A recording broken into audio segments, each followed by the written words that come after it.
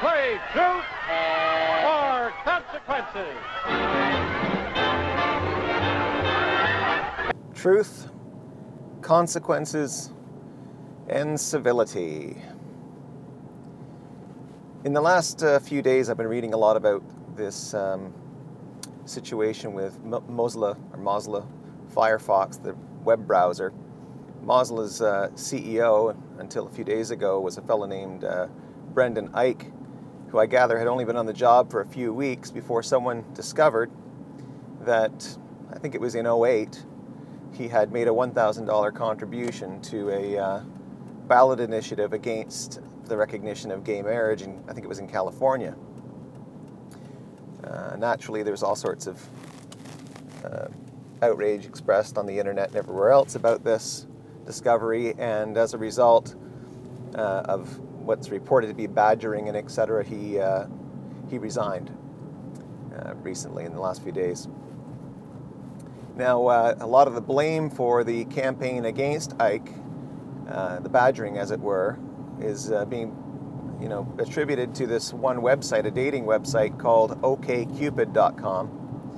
And apparently all that OkCupid really did was they put up a on their home page, they were able to sense what kind of browser you were using, and if you were using Firefox, well then a message would come up that asked you not to use Firefox because of Brendan Eich's position on gay marriage.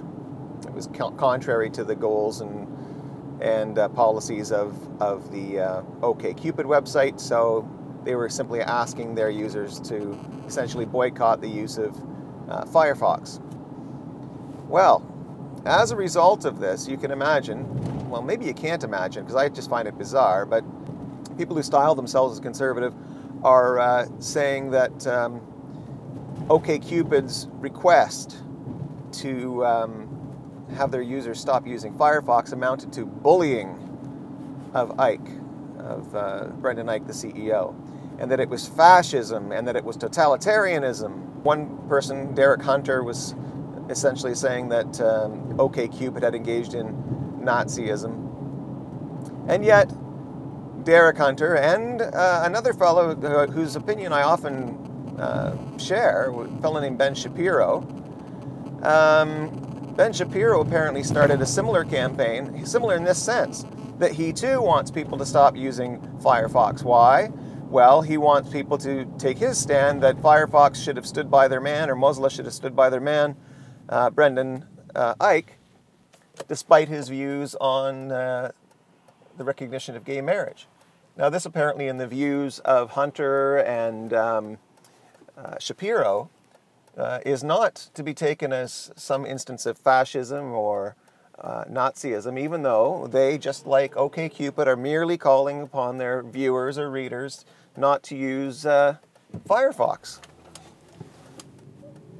Why? On the exact same ground. They take the exact opposite position on the recognition of gay marriage. Both Shapiro and Hunter, I take it, are against the recognition of gay marriage.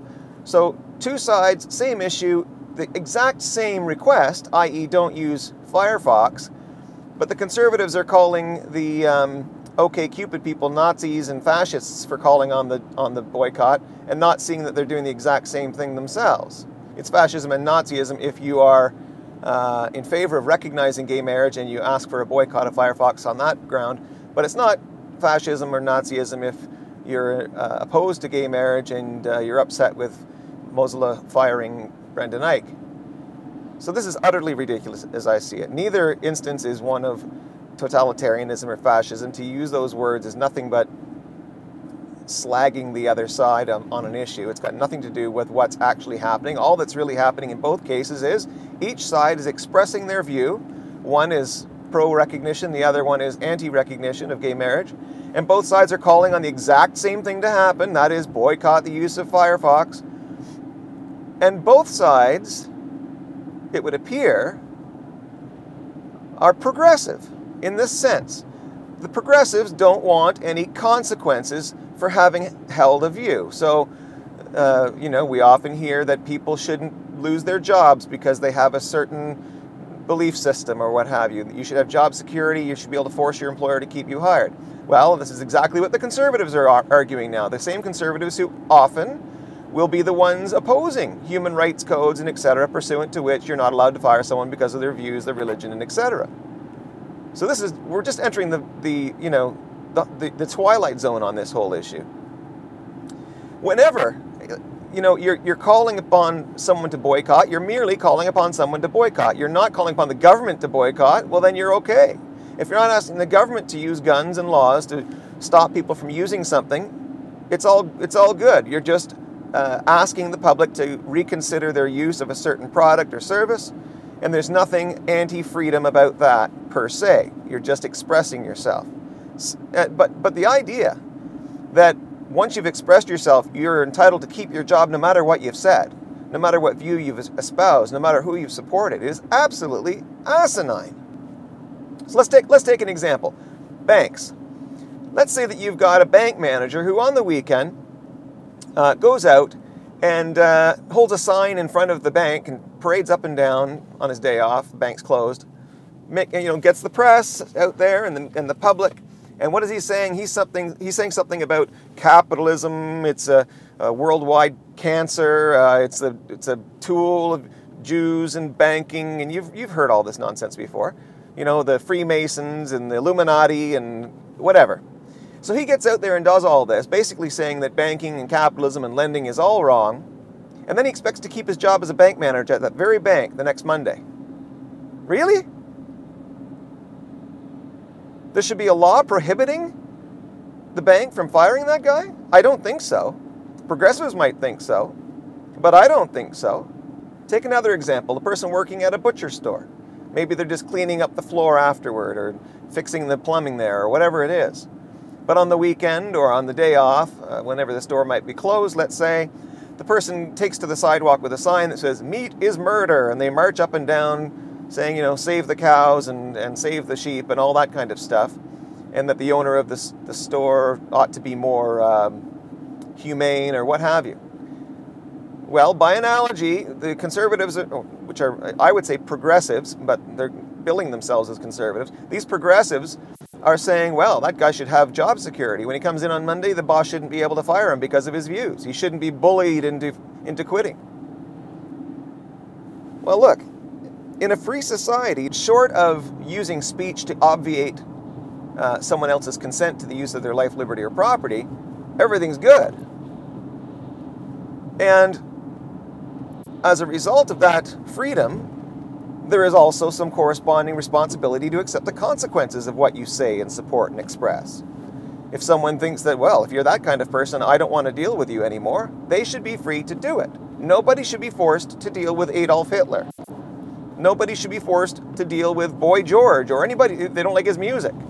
Nobody should be forced to deal with, the whole idea of free speech is you're free to speak, free to express. The whole idea of freedom more generally is you're free to choose who to associate with and who not to associate with. And if someone says something that you don't particularly like, you shouldn't be forced to keep them on as an employee. In fact, in law, you're not required to keep them on as an employee, except for the purposes of human rights law. Human rights law imposes special protection for employees, but apart from that, only on certain grounds, like race, sex, religion, and etc. But apart from that, an employer is free to let an employee go without a reason. They can put names in a hat, pull them out of a hat, and say, oh, looks like Jim's the next one to go. They don't need a reason. They simply need to follow the contractual provisions concerning how to end the relationship, how to terminate the employment. There is no human right to keep your job because you've expressed yourself on, let's say, postal policy. You might say, sell the Canada Post. Well, you don't have a human right to say that and keep your job. There's no protection you get with respect to holding such a view. Nor should there be in a free society. If you work for the post office and you think the post office is a lousy organization, and you go out and you say so, the post office should be free to let you go.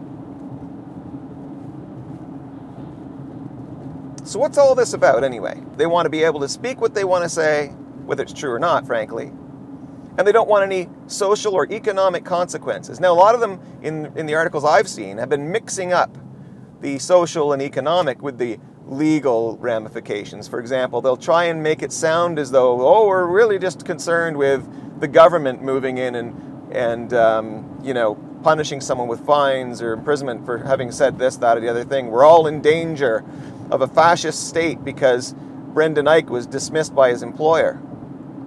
Well, his employer wasn't the government. The government had no role in deciding to have Brendan Eich dismissed. In fact, from what I understand, Brendan Eich resigned. Now, so it's disingenuous to suggest, as some of the Conservatives are, that this is about their concern about government intervention in the economy, government intervention in freedom. It's not. They aren't talking about government at all. They're talking about you and me and everybody else on the street, and they don't like the idea that an employer should be able to let an employee go simply because he has a view. In this case, it was on opposition to the recognition of gay marriage. Well, I'm sorry, folks, that's not freedom. That's the very kind of progressivism you claim to oppose. You are the progressive conservatives, if you will. Because that's what they're calling for. Government intervention to save a person's job, despite the fact that they've perhaps embarrassed the employer. As in this case, I guess it was Mozilla's policy to support the recognition of gay marriage, and this guy's against it, so they should be free to let him go. Truth and consequences. Consequences come with telling the truth. Consequences come with anything you have to say. Good and bad consequences. And if you don't want to suffer the consequences, don't open your mouth. Don't write anything down. It takes courage to say controversial things. It takes courage because there are consequences. If there were no consequences, it wouldn't take any courage at all. Everybody would be a mouthpiece. And that's why you see, of course, anonymous people as the biggest mouthpieces. That's where you're going to find people making death threats and everything else because they figure there's no consequences for what they have to say. Well, that's not freedom. And anybody who's advocating that is opposed to freedom.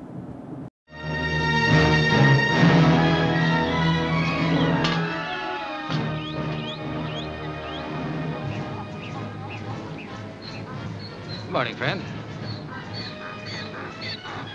Where'd you get the water to make coffee? I just took it out of the oil. Oh, you did you? Well, we didn't carry that water up here for you to make coffee, see? I'm sorry, I didn't know water was so hard to get. Hey, well, you know it now. I'll fill it up for you. What's up? Well, I caught this guy stealing our water. Next time you try that, I'll let it out of you through little round holes. I thought perhaps I was among civilized men who wouldn't begrudge me a little fresh water. Who's not civilized? Now, there's a broader topic involved here, and it's not necessarily being used, this word is not necessarily being used by the conservatives in the Eich situation, but it really is falling into the same thing. There's a presumption here by all such people that no matter what you say, as I said, they should be consequence-free. But why? Because, well, we should have civil discussions. We should be able to say what we have to say without getting all radical on one another, without consequences. Civility is being seen as consequence-free. Well, here's the thing about civility. Civility is not about being free of consequences. Civility is about treating people peacefully. And when what you have to say is we should not be peaceful. We should, in fact, take a person's property without his consent, restrict a person's liberty without his consent, harm a person's life, kill a person, obviously without his consent. But we're just talking here. Let's just have a civil conversation about murder, rape, and theft. There is no such thing as a civil conversation about murder, rape, and theft, if one's being serious. Oh, there might be comedy, that's a different matter.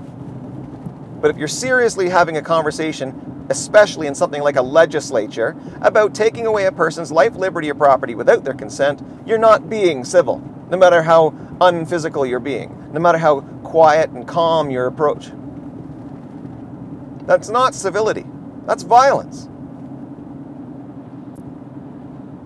You're attempting to take away a person's life, liberty, or property, and you expect, as you propose this, for other people to respect you, to sit idly by, to treat you as though you're not a threat, to treat you as though you're just a colleague and an honorable member and all of this kind of nonsense.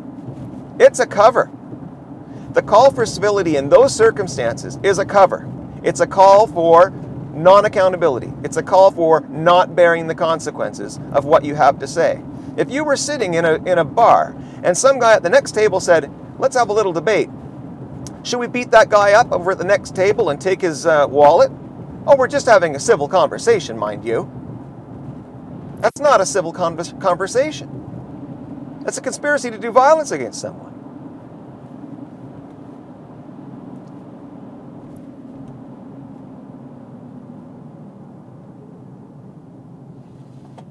Civility has a meaning. It does not mean no matter what you say, everyone treats your idea as worthwhile or worthy of discussion or doesn't get angry or what have you. Now that brings up another topic. I'll give you an example of this. We expect civility in Parliament. Well, consider this. Why haven't you been arrested yet? You talk about abortion. This is wrong. It's Canada. Well, although what I'm speaking about relates to abortion, in fact, I'm talking about Section 223 of the Criminal Code. Well, that sounds fun. It's a 400-year-old definition of human being, which says that in Canada, a child is not a human being until the moment of complete birth. Right. And so that's really what I'm talking about.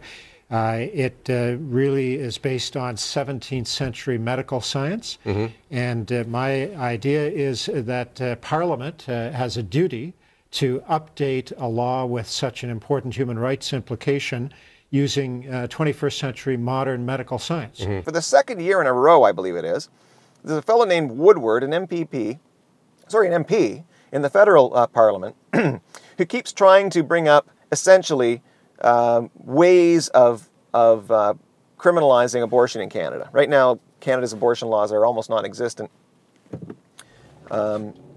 And he wants, well, last year I believe it was, or 2012, he brought a motion for Parliament to vote in favor of a study, a scientific study, funding for a study about when life commences. Well, the idea, of course, was to spend money on a prolonged 1 or 2 year discussion about when life commences, and the undertone of all of it was going to be, oh, well, because life commences at this stage, from that stage forward, you know, the process of growth can't be terminated. The fetus can't be destroyed. The woman's pregnancy can't be terminated, etc. But we're all supposed to be civil in discussing this. Andrew Coyne said so, the noted journalist. He says everything's up for grabs. We can discuss anything in Parliament. It's just a civil discussion we're having about policy. Well, it's not a civil discussion. This year, Woodward's changing his tack. He's saying, oh no, we're not going to discuss funding for a study. Instead, what I'd like to have is unanimous consent that all of our laws in Canada will be interpreted as recognizing the dignity and value of every human being. He uses the word human being. Brushing aside any question about what a human being is going to be defined to be in law. Basically, if there's blood moving through a vessel, that's a human being. If the DNA is human, well, that's a human being, and he wants the value and dignity of that so-called human being to be recognized for the purposes of all laws, which is another way of saying he wants the termination of a pregnancy to be considered a murder.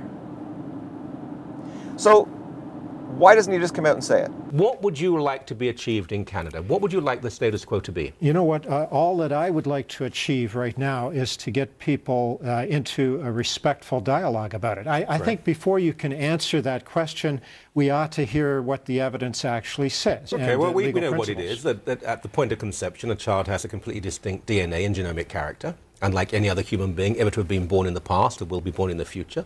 There's no other valid or viable point of scientific definition for the beginning of life. We know all of this. I think that it's a wrong approach to begin by taking a firm position and saying, this is what I think, and I don't care what the evidence is or what other principles there may be. Where do you stand on genocide? Yeah, well, Come on, we take firm positions on all sorts of things. We have to, of course we do. There's a high degree of consensus on the question of genocide. There is not such a degree of consensus over when a child becomes a human being. Right and wrong is not defined or decided by majority or opinion or consensus. But you're being a little, with all due respect, you're being a bit coy here. I'm still trying to get at what you... So you simply want the debate to take place. That's correct. And what I'm simply trying to say is, let's take a nice, respectful approach to this. Let's get the evidence on the table, and let's figure out what the principles actually should be. Right. For example, is it right in principle that any Canadian law should designate someone as non-human that we know as a human being? Is that a correct principle? So life does begin at conception, you say? No, I didn't say that.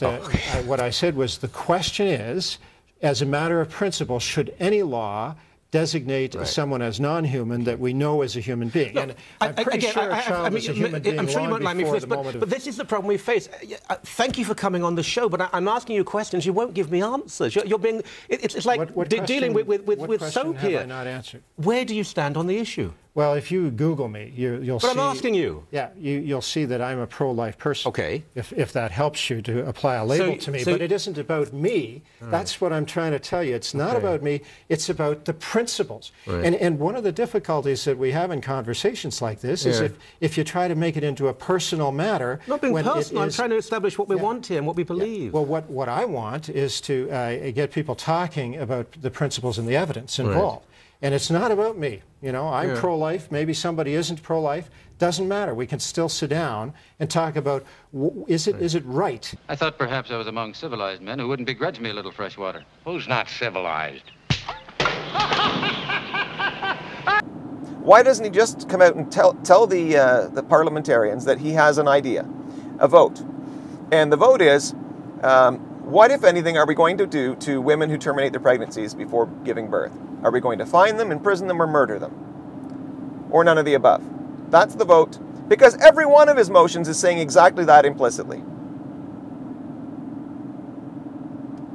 And there's nothing civil about saying, should we fine, imprison, or murder a woman who terminates a pregnancy that she's undergone, or that she's undergoing? That's not civil.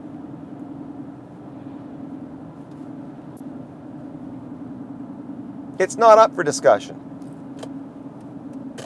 And if that's up for discussion, what isn't up for discussion? Should we take away the vote from natives who only got the vote in the 1960s? Oh, it's just a civil discussion we're having. Should we take away personhood from women so they can't run for parliament or be senators? It's just a civil discussion, mind you. There are things you don't discuss because you finally got your head out of your ass and figured out you were doing evil.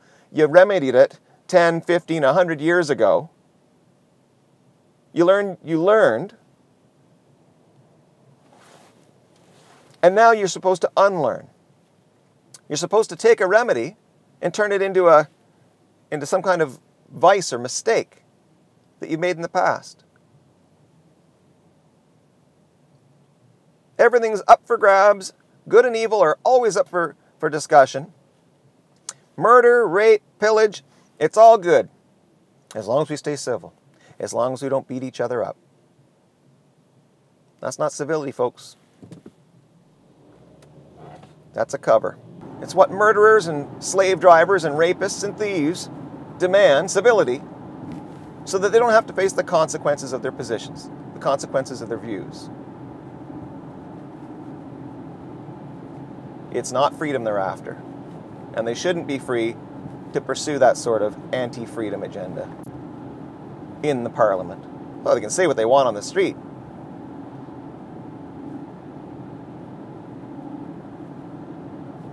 But not without bearing the consequences. Mary Clark of Birmingham, Alabama asks, what should you do with your old clothes when you wear them out? Give them to the Salvation Army.